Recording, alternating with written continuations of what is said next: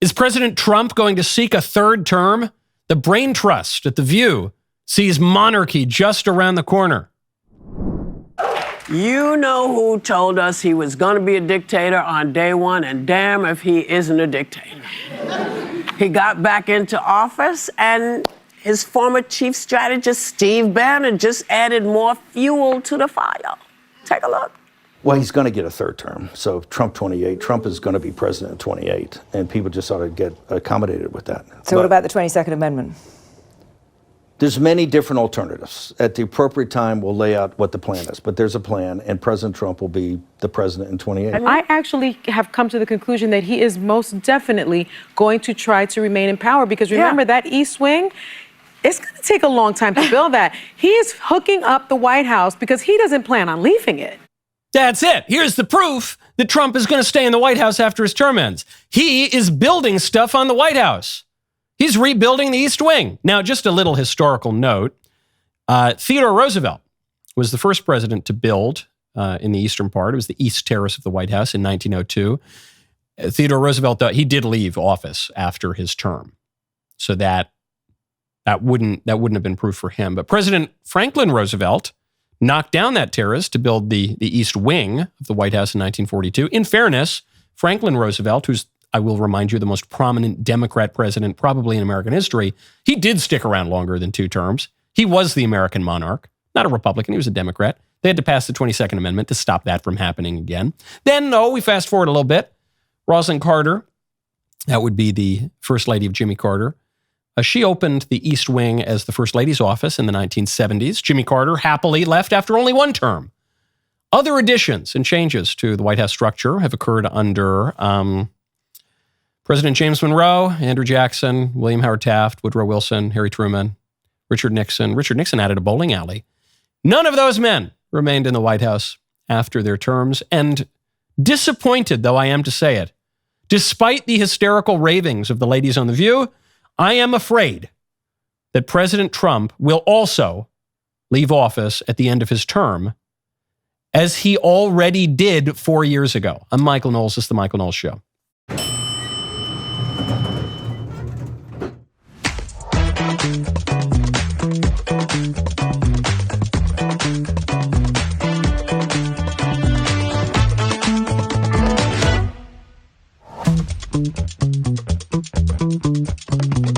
I'm sorry to have to say that. I'm even sorrier to have to say that Kourtney Kardashian is now selling lollipops for women's insides. We'll get to that if we must. First, though, I want to tell you about Armra. Go to armra.com/Knowles. True self-reliance begins with taking control of your health. Armra Colostrum harnesses nature's original blueprint for resilience. Packed with over 400 bioactive nutrients, Colostrum fortifies your gut and strengthens your immune system from the cellular level up. When you invest in your health, you invest in your ability to show up fully, think clearly, and stay in control no matter what comes your way. Our bodies are under constant assault. Toxins, processed foods, relentless stress. Your gut is your first line of defense, and most supplements only address part of the problem. Armra Colostrum is different. This is not just another supplement. It's a bioactive whole food, a pure concentrated bovine colostrum that is sustainably sourced with a commitment to calf-first sourcing. It is packed with over 400 bioactive nutrients that fortify your entire gut wall system, not just one piece. This means balanced and strengthened immune health, better digestion, less bloating, and support for healthy metabolism and fat burning from the inside out. Elite athletes have been using colostrum for years because it enhances nutrient absorption, builds lean muscle, and speeds recovery, but the benefits go deeper. Cellular level support for hair, skin, energy, and everything. We've worked out a very special offer for our audience. Receive 30% off your first subscription order. Go to armra.com/Knowles, K-N-O-W-L-E-S, or enter Knowles, K-N-O-W-L-E-S, to get 30% off your first subscription order. And then you can glow. Okay, that is armra.com/Knowles. Before we move on, I want to go back to that clip. Because I've heard this. I've heard libs now make this argument to my face that Trump could stay for a third term. Where is this coming from? The ladies on The View point to Steve Bannon, who was the White House chief strategist under Trump 1, and I think CEO or chairman of his campaign first time around. They say Steve Bannon is proving that Trump intends to stay for a third term. Now let's listen to what Steve Bannon actually says. You know who told us he was going to be a dictator on day one, and damn if he isn't a dictator. He got back into office, and his former chief strategist, Steve Bannon, just added more fuel to the fire. Take a look. Well, he's going to get a third term. So Trump 28, Trump is going to be president in 28, and people just ought to get accommodated with that. So what about the 22nd Amendment? There's many different alternatives. At the appropriate time, we'll lay out what the plan is. But there's a plan, and President Trump will be the president in 28. I actually have come to the conclusion that he is most definitely we get it, going to try to remain. Did you catch what he said? How has no one picked up on this yet? Am I the only person who has picked up on the joke that Steve Bannon is making? Steve Bannon says Trump is going to get a third term. Trump is going to be president in 28. And then they ask for the clarification. What about the 22nd Amendment? Doesn't that limit you to 2 terms? Why? How is it? He says, we're looking at alternatives. Don't worry. We'll explain that as it gets closer. But just suffice it to say Trump will be president in 28. Do you get it? Do you get what he's doing? Trump is already going to be president in 2028. The presidential election will be held in 2028. The new president, or the third term, the mythical third term for Trump, would not begin until 2029. The new president will be inaugurated in January 2029. Notice here, Steve Bannon isn't saying Trump is going to be president in 29 or 30 or 31. He's saying he'll be president in 2028. It's a joke. Well, he said he'd have a third term. Right. The premise is that Trump won the 2020 election, which many Republicans and conservatives continue to maintain, including President Trump. That the Democrats changed all the rules before the election. There were a ton of irregularities. There was a lot of contesting of that election. Trump did leave the White House. But the premise of the joke is, this is Trump's third term. Trump has a third term. He won in 16, was president from 17 to 21. He won in 2020, but he was made to leave the White House. This is the premise of the whole thing. And then he won in 2024 with the popular vote and will be president from 2025 through 2028 into the early days of 2029. That's the joke, guys. How is it? I know how no one's gotten it, or I at least know how the left hasn't gotten it, because they bought their own nonsense. They believed their own press releases. They said, he's going to be a dictator. They said this in 2016. He's going to be a dictator. He's going to abolish elections. He's never going to leave. And then what happens? They rigged the election in 2020. I think most honest Democrats would even admit they changed a lot of the rules, in some cases unconstitutionally. And even then, he left. The evidence that he would leave and not seek a new term starting in 2029 is he already left.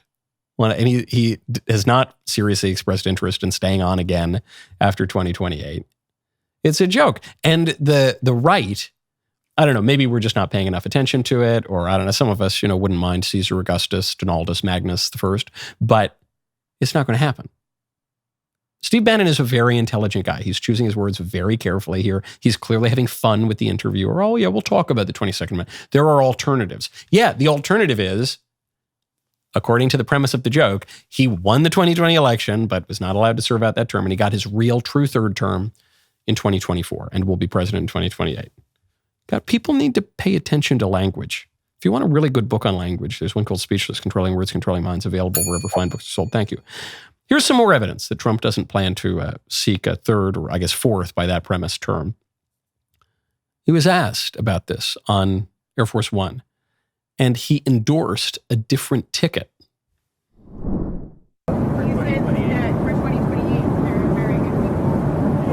Well, we have great people. Well, I don't have to get into that, but we have one of them standing right here. We have JD, obviously. The vice president is great. I think Marco's great. I think, I'm not sure if anybody would run against us. I think if they ever formed a group, it would be unstoppable. I really do. I believe that. I would love to do it. I have my best numbers ever. It's very terrible. I have my best numbers. If you read it, am I not ruling it out? I mean, you'll have to tell me. All I can tell you is that we have a great group of people, which they don't. They have Jasmine Crockett, a low IQ person. They have AOC's low IQ. You give her an IQ test, have her pass like the exams that I decided to take when I was at Walter Reed. Those are very hard, they're really aptitude tests, I guess, in a certain way, but they're cognitive tests. Let AOC go against Trump. Let AOC go against Trump. So he won't rule it out. So then the question becomes, why won't Trump rule out that he's going to run again, even as he endorses another ticket? He won't rule it out because of the strange historical circumstance of his election. He won a non-consecutive second term. This is only the second time in American history this has ever happened. Grover Cleveland is the only one who did one of these other than Trump. And so it creates this problem, and this was one of the arguments against renominating Trump, though some of us were stalwart about it the whole time, because Trump is a unique world historic figure, and obviously has not only remade the Republican Party, but greatly improved the country. So the ordinary rules don't really apply to Trump. I think, as we've seen time and time again, all the people, including on the right, all the people who told us, oh, Trump will be terrible. We can't nominate him in 2016. This is the end of the Republican Party. He's going to lose. And of course, he beats Hillary. Oh, no, we have to nominate some other guy in 2024. So it's ridiculous. He's obviously the nominee. No, we can't do it. He's going to lose. He wins a popular vote as a Republican the first time in 20 years. And so they've been wrong about everything. However, one of the issues that Trump faces is the minute he was elected in November of last year, he became a lame duck, or he could have become a lame duck, right? Because he can't run for re-election. However, because Trump is this unique historical figure, the only way that he can keep a little suspense about it is maybe I'll run again.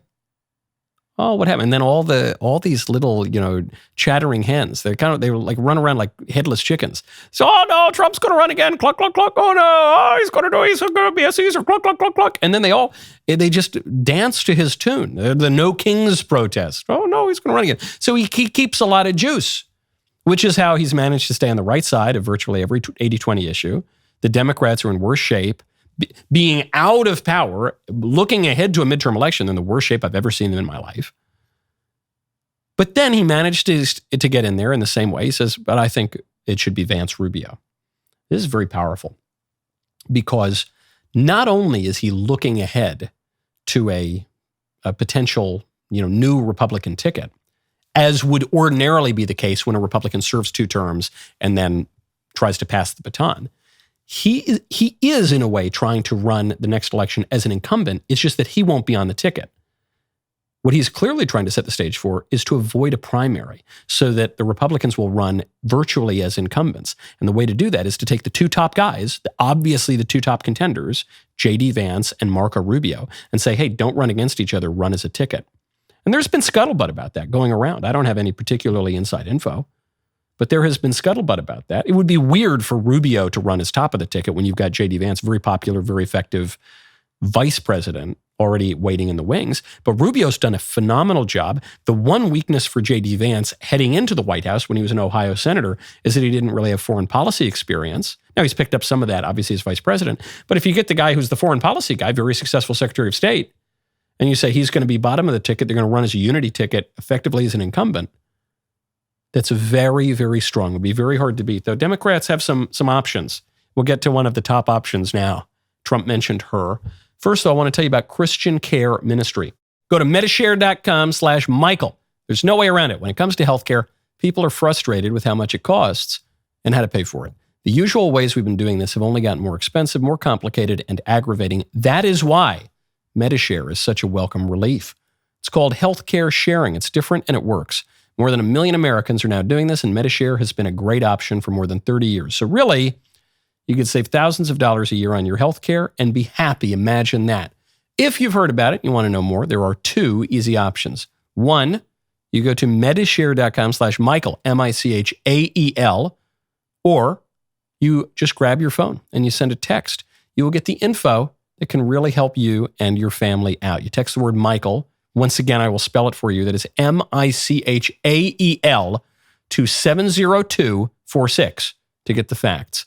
Text Michael, Michael, to 70246, and you will get the link. That is Michael to 70246. Or just pull up your browser and go to Medishare.com/Michael. I want your voicemail bags. Okay, it's coming up. I'm glad to be back here, though I guess I will be in D.C. today And I'll be back here on Friday. I want to hear your voice mailbag questions. I have to beg you, though. I have to plead with you. You have to keep them short. People send in their life story, and it's all very interesting, but you got to keep it 30 seconds, at the very most a minute, but 30 seconds is better. You go to dailywire.com, you click on the show page, watch, then you click on the Michael Knowles Show, then you click submit a mailbag question. You attach the audio file, whatever format, however you do it on your phone, on your computer, you attach it to the email. You can send the written mailbag questions too, but I like hearing your mellifluous tones. So anyway, send them in, keep them pithy, and I will dispense to you what wisdom I can muster on Friday. Okay, who are the Democrats going to run against, I guess, the presumptive ticket of J.D. Vance and Marco Rubio? AOC is one of the handful of names in consideration. Right now, I think the only serious names are Gavin Newsom. I guess you'd have to say Kamala Harris. I don't see it, though. Mayor Pete? No. Gretchen Whitmer? I don't think so.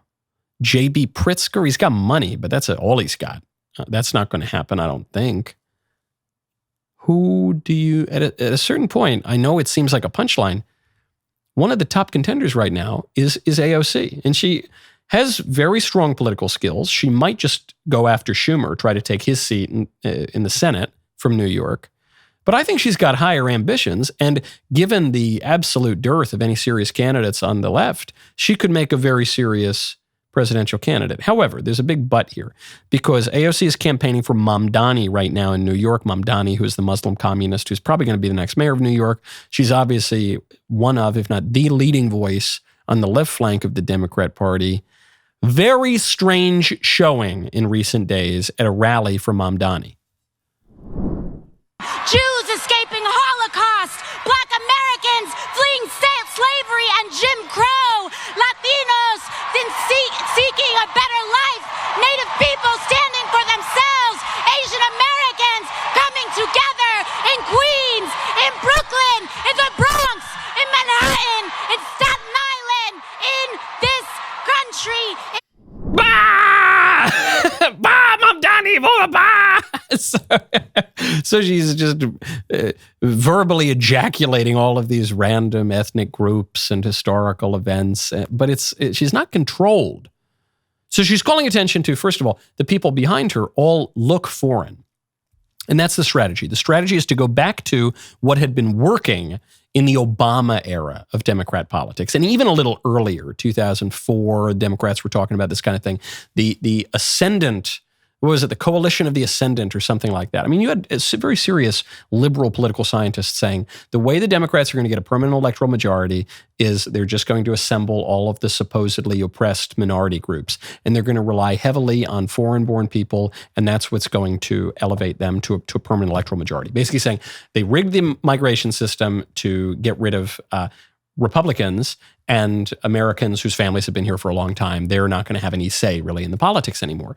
And in the case of Mamdani, it is working. Mamdani will be the next mayor of New York only because of foreign-born New Yorkers. If the election were held today and only New Yorkers who were born in America, not even just New York, born in America voted, Mamdani would lose. The reason Mamdani is going to win is strictly because of foreign-born New Yorkers. You might say that's not fair. It's not to say that they're illegal aliens necessarily. It's just that the Democrats foisted mass migration upon us. It changed the character of the country, and now you're going to get a Muslim communist in New York. Okay, so maybe that works for New York. Does that work for the whole country? No, the whole country is not New York. Zoran would not play in Peoria.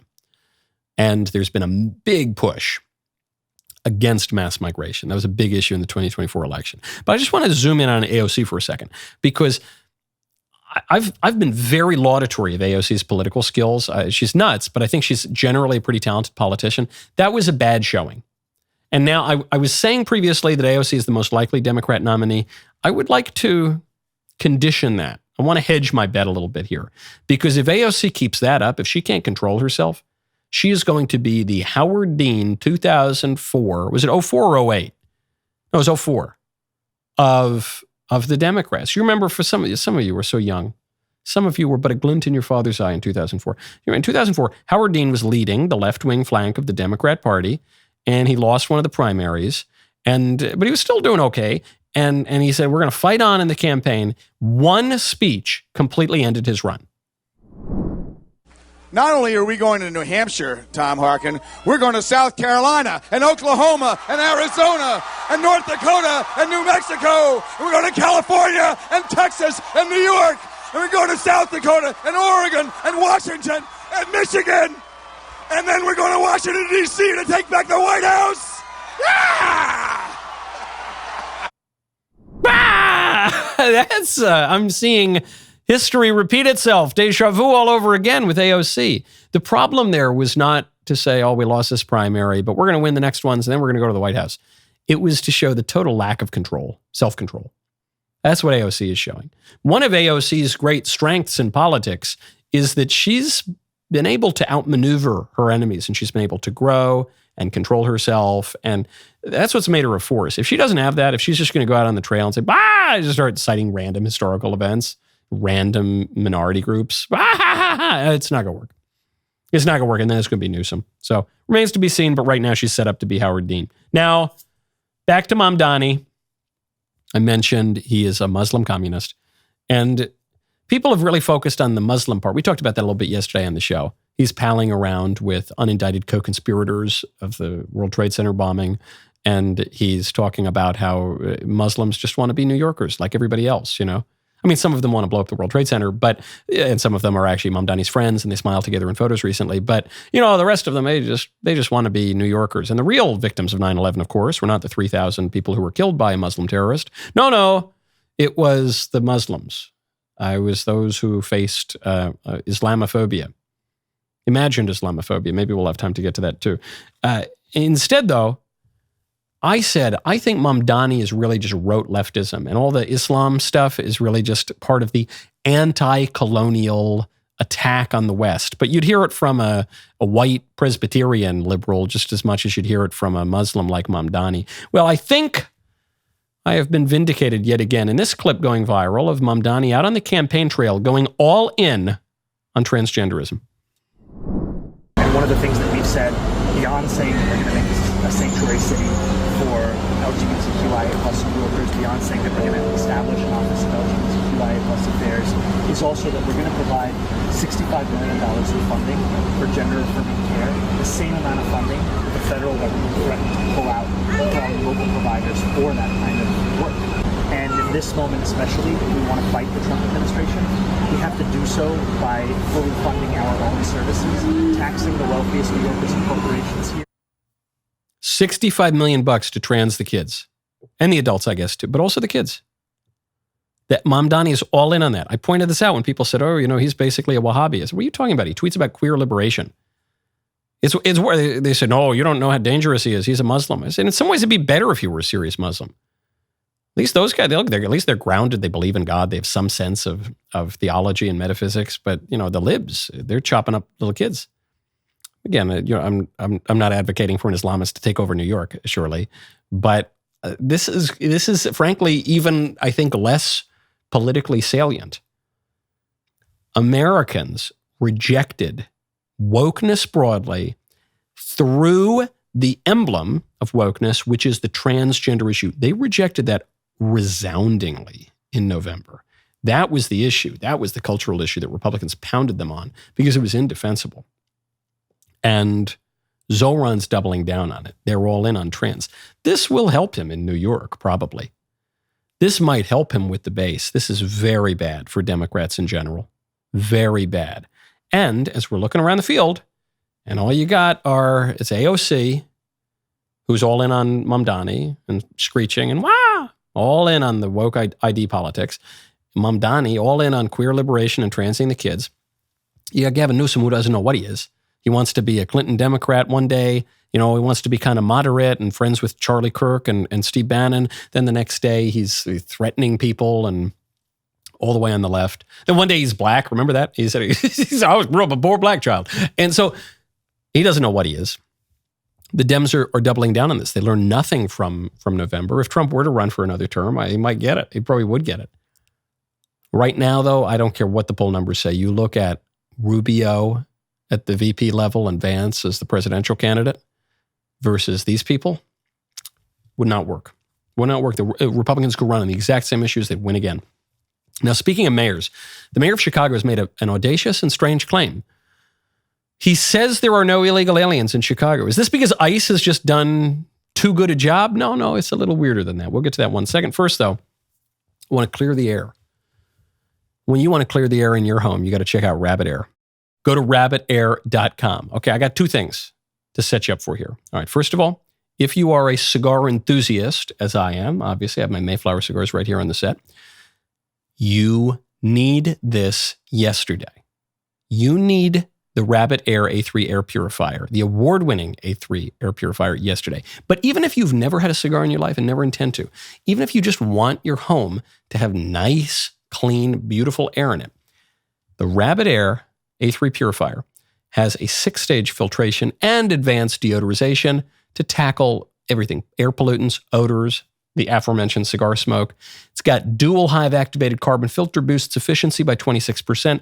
It upgrades the single layer design with 2 offset layers, more carbon surface area, better air contact, stronger odor removal. This is next level air purification for everyone. Get it in your home. Your wife will thank you, especially though if you're a cigar smoker. It is next level. Because obviously with cigars, you need the absolute best. Rabbit is the absolute best, okay? Premium craftsmanship, comprehensive 5-year warranty, upgrade your space today.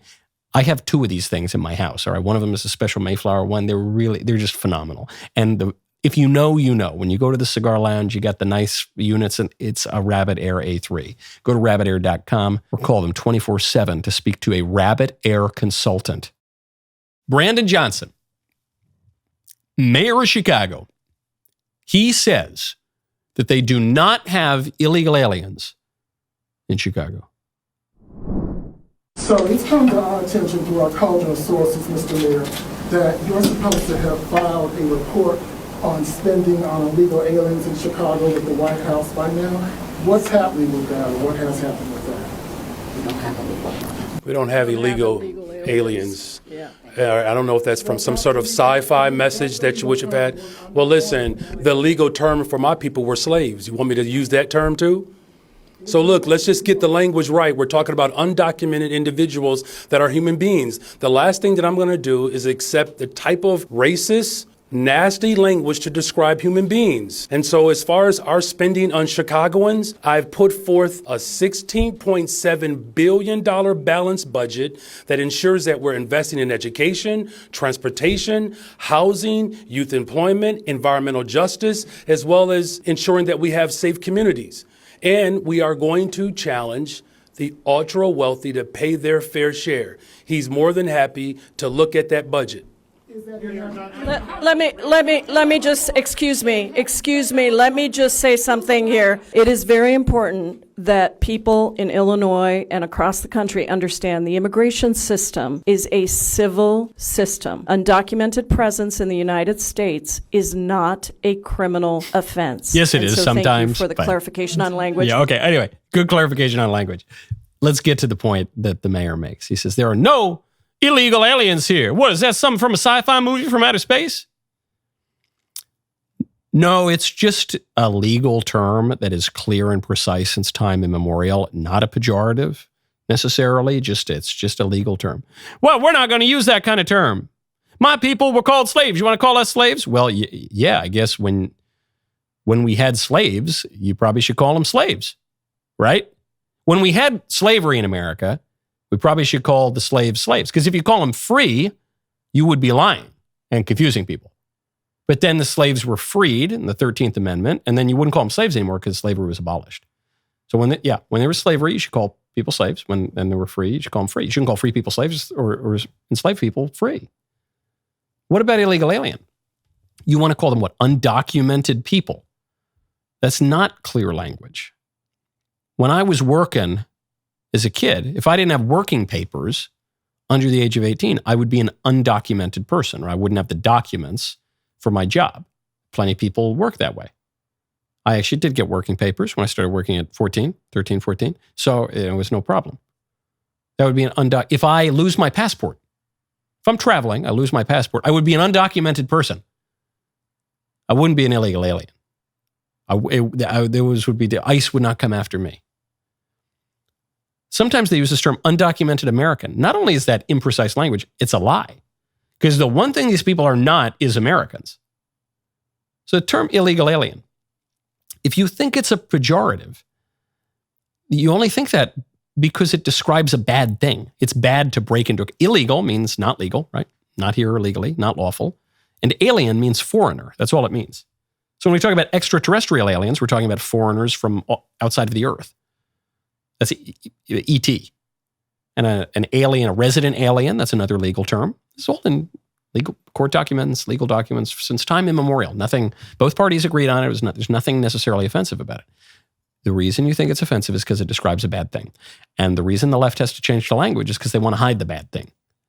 Same reason, as I talk about in my book, Speechless, Controlling Words, Controlling Minds. It's the same, thank you. It's the same reason that the libs try to change words like criminal to say justice-involved person. Because they say, well, criminal that's got a negative connotation. Yeah, because it describes a negative thing. It describes a bad thing. So then you use this new term, justice-involved person. I promise you that's actually used in left-wing circles. But guess what? If that ever caught on, that would take on a bad connotation. They have to change it again. It's called the euphemism treadmill. Steven Pinker has written about this at length at Harvard. This is what they do with the trans thing. They have to change all the terms. So it's not a man, dressing up as a lady or whatever. It's a trans man. So initially transvestite, and you say transsexual, transgender, trans this, trans woman, trans this, that, and the other thing. But it describes a disordered thing, so they have to keep changing the language to hide the reality. There are no illegal aliens in Chicago. Yeah, okay, I guess there are two ways to get rid of the illegal aliens in Chicago. You can either enforce the law, but you don't want that. You're willing to stage an insurrection against the federal government to stop that. Or you can just define them out of existence, but they'll still be there. And they're still going to be using American resources, and actual Americans are going to be resentful of that fact, and they're still going to be committing crimes, and they're still going to be bringing fentanyl. It's not supposed to be here. Illegal. This is why it's very important. Sometimes there are squishes on the right who are going to say, well, let's not fight them on the language. This is just semantics. We should fight on the real points. You don't get it. You just don't get it. If the language didn't matter, why would Brandon Johnson focus on it so much? Why would the libs spend so much time and energy, so many resources to get you to use imprecise and confusing and usually dishonest language? Because the language obviously does matter. So you have to insist upon it, especially on something as obvious as illegal alien. It's a perfectly neutral term to describe a bad thing that the libs want to hide. Speaking of Democrats of color, racial ID politics, Karine Jean-Pierre, do you remember her? The spokeslady for President Biden. Karine Jean-Pierre making the rounds. She goes on a very liberal news network, MSNBC. And Karine Jean-Pierre was asked actually a slightly tough question by the liberal host. Says, hey, look, this is pretty bad, right? Because you got up to the podium and you would say that Biden's fine and he doesn't have any dementia and his health is great, even though he's apparently got advanced cancer the second he leaves the White House. And come on, we know, we saw the debate. That's why we had to kick him out as the nominee, and then we had to replace him with Kamala. And so come on. Do you have, here's the question. Do you have any regrets about the things you might have said? This is the Friendly News Network. Do you have any regrets about what you did as press secretary? Here's what she says. Karine, do you have any regrets at all for anything that you said while you were speaking on behalf of this administration? Look. It's a simple yes or no. You don't even know. No, because you're asking for a yes or no question. I want to put some context to it too. I woke up every day. I woke up every day very proud to be the White House press secretary. I woke up every day as a Black woman who is queer, no one had ever seen someone like me at that podium standing behind that lectern. It was an honor and a privilege to have that job. And I did it to the best of my abilities. This is as much a softball as the host could possibly throw to this woman while still maintaining any credibility, any integrity. Hey, you were exposed as pretty brazenly lying for years. Do you have any regrets? She could have just said no. That's what he was trying to get. No, I don't. Okay, moving on. But she can't do that. You know what she says? I am a Black lesbian. Ma'am, I hope you've had a chance to look over the menu. Could I get us started with some appetizers tonight? Maybe a drink? Well, what would you like to have? I am a black lesbian. Okay, never mind. Okay, all right. Here we go. SAT. Is the answer A, B, C, or D? Actually, the answer is E. I am a black lesbian. Okay, all right. Never mind then. That did work. There was a period of time in which that worked. I think that period of time was roughly 2006 to 2022, 2023. I think that answer actually would have worked. And I think now people are really sick of it. They're sick of that excuse. I think that's done. I think that's why when Trump made wokeness, which was just another iteration of politically correct identity politics, when he made that a major issue, he put that on the ballot in 2024, when black voters moved in his direction on it, when women moved in his direction on it, when Hispanics really moved in his direction on it, that was the end of it. And so please, nominate AOC, run Mamdani as the face of the Democrat Party, answer, I'm a black lesbian to every question you ever asked. Please do it. Please do it. I think you will find the results will be different than they have been for the past 15 or so years. Today, I'm heading to the United States Senate to testify on what Democrats refuse to acknowledge their complicity in, that is the rise of left-wing political violence. You've seen the headlines, you've watched the chaos. Now Washington has to hear the truth. Watch today live on DailyWire Plus at 2:30 p.m. Eastern as I bring the story the media would rather you never hear. Because when lies are the weapon, truth is an act of courage. The Daily Wire is here to lead the fight, but we cannot do it without your support. Join today at dailywire.com. My favorite comment yesterday is from DS-NW4EQ. This is referring to Gavin Newsom, his interview in which he essentially described himself as a young black child. He said, dude would crip walk on national TV to become president. Sup homies, white people, am I right? Yes, that's true. That's what we learned. That's what hey, you dig, Slim? Don't worry, I talk jive. how you hanging, turkey? Is that going to work from the whitest man ever to run for president, including the guys in powdered wigs? Has a whiter man ever run for president than Gavin Newsom? Scion of the financial advisor to the Getty fortune. Good luck. I was hooping, banging that basketball up against the wall, waiting for my pops to come home, picking up that milk. That's what he said. Not verbatim, but basically what he said. Look, my dad's was out there, finally showed up. See my basketball game. I was eating all that Wonder Bread and mac and cheese. You dig, Slim? Mm-hmm. Okay, great. We got you. We got AOC. We got, who else is running? Mayor Pete. I don't know. Mayor Pete might be the most normal one wants to run. Speaking of kooky ladies, I was kind of hoping that we talk about other stuff long enough I wouldn't have to get to this story, but I have to. It's here. It's listed in my rundown from my Kourtney Kardashian. We're in the New York Post. Kourtney Kardashian is launching lollipops for a lady's parts. This is a family show, so I don't want to get graphic, with like the Post headline, or the product. Kourtney Kardashian, she's one of the Kardashians, I take it. She has a Lem or Lemmy line of products. They all have a lot of products. And the Lemmy Purr supplement is, they have probiotic gummies. They have pills designed to support women's, shall we say, reproductive health. It's available at Target. Now they have it in lollipop form. Kourtney Kardashian is selling a lollipop and instructing, this is like normal stores at Target, instructing women to stick it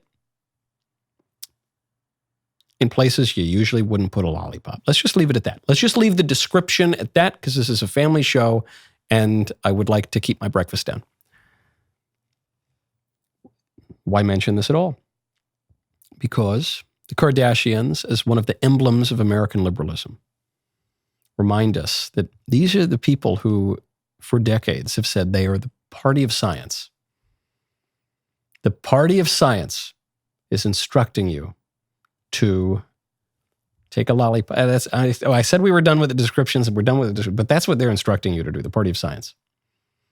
The Party of Science, which said the world was going to end a few years ago. Remember, because they were predicting this for many years. We've been doing the show long enough now that the time is up. Some of these predictions, world was supposed to end like 8 years ago in some cases, has not ended. AOC, what was it? In 2018, she predicted the world had 9 or 12 years left. So we're getting pretty close on that one. World still seems to be spinning around. Don't let them mock you for RFK Jr. citing Harvard and Columbia and Johns Hopkins studies on the effects of Tylenol in utero. They mock you for that. They mock you for saying that the world will probably not end 5 years ago. They mock you for suggesting that the Fauci ouchie wouldn't prevent you from contracting the virus, the Wu flu, or from spreading it, or for whatever. And then you were right all along. It's not to say that experts have nothing to say about science. I'm not a populist on scientific discoveries, though I'm skeptical of what many of the supposed experts would say. But it's fine. Now we have our experts, and one of our experts steps in there, the Secretary of Health and Human Services, citing lots of other scientists and major institutions, and says, hey, and actually the pharmaceutical manufacturer themselves, in the case of Tylenol, they say, hey, but because we say it, that has to be dismissed. The people who want you to put vitamin lollipops in your nether regions, you don't have to take that. The party that upholds as the great oracle of science, a Swedish child on a sailboat. You don't have to put up with that. And you don't have to put their products up inside you. You don't have to do that. Okay. So, one more bit on kooky ladies. I've mentioned AOC could run for president, Gavin Newsom, all these. We should deal with the Kamala in the room. Because Kamala sort of has left the door open that maybe she wants to run. She was the nominee last time. Probably she's not going to get it again. But because that was an unprecedented kind of election, and because Kamala, she feels she didn't really get a full showing. She wants to be president, obviously. People keep asking the major Democrats if she could be the nominee. Here is Arizona Senator Mark Kelly, asked this question by NBC News. Could Kamala be the nominee in 2028? Mark Kelly, as establishment figure in the Democrat Party, as there is, U.S. Senator, here's his response. Do you think that Kamala Harris would be a strong candidate in 2028? Candidate? Yeah, absolutely. Yeah, I mean, she was the nominee last time. I think you would encourage her to run. I think she would be incredibly strong. Okay. Now, so you see, this is where I got to tell you, just like I told you to listen carefully to what Steve Bannon was saying, you have to listen carefully to what Mark Kelly's saying here. Because the headline from this is, Mark Kelly says Kamala would be great in 2028. That's not what he said. That's not what he said. Let's go to the clip again. He was asked, do you think she would be good in 2028? And he clarifies. Here's what he says. Do you think that Kamala Harris would be a strong candidate in 2028? Candidate? Yeah, absolutely. Yeah, okay, that's all you need to hear. That's it. Strong candidate? Oh, yeah, candidate for sure. And people heard nominee. He didn't say nominee. Candidate in a primary so that she could lose before anyone else, just like she did in 2016. The only other time she had to run in a primary. The not so subtle, esoteric statement that he's making there is she would be a horrible nominee. But sure, she can run. She has name recognition. She could raise some money. Sure, she could be a candidate. Mark Kelly manifestly does not believe that she would be a good nominee in 2028. No Democrat, I think including Kamala Harris, thinks that she would be a good nominee in 2028. She got clobbered by Trump, and she let Trump win the popular vote for the first time as a Republican in 20 years. No one thinks she would be. So if we're being really brutally honest, Mark Kelly should have said no. If she's not going to be the nominee, that by definition means she wouldn't be a good candidate. I guess she could go on TV and raise her book prices or something, but she wouldn't be. Nobody believes she would be a good nominee in 2028. But none of them can admit it because she's not a black lesbian like Karine Jean-Pierre, but she's a black lady, and you're not allowed to say that. She was picked to be VP because she was a black lady. Joe Biden said that himself. Those are his words, not mine. No one can say it. The Democrats are in this brutal spot right now where they can't quite say what they mean. They can't quite pick a position on any issue. They can't quite run. They're really backed into a corner. Gavin Newsom, who's doing a pretty good job running, he wants to be friends with Charlie Kirk and Steve Bannon. He can't befriend Republicans. So then he's got to swing back the other way. And he's got to call Stephen Miller a fascist right after the fascist war cry was what preceded Charlie Kirk's assassination. He's got to go in this really violent, not so subtly violent direction. They can't figure it out. They want to ditch woke, but then Mamdani is going to double down on transing the kids, and they're all going to endorse Mamdani. And they can't, and they got to pretend that Kamala is a good candidate, and they can't, they're just totally stuck. It's why they've shut down the government, and it's why they can't reopen it. They're just totally stuck. The one issue they thought that they could maybe turn their fortunes around on was healthcare. So they tried to make the government shut down about healthcare, but then Republicans come in and say, you're shutting the government down because your stupid healthcare law didn't work, Obamacare, and because you want to give healthcare to illegal aliens. And they grudgingly have to admit, I guess shoot. So they got nothing. Maybe they can try. I'm a black woman. Maybe they can try. I'm a black lesbian. They can. I don't think other than that. I don't think they have anything. Okay, no member black today. I have to. Speaking of the Senate, I have to go testify before the Senate. So you can check that out. We're going to be live streaming it, and then I will see you tomorrow. I'm Michael Knowles. It's the Michael Knowles Show.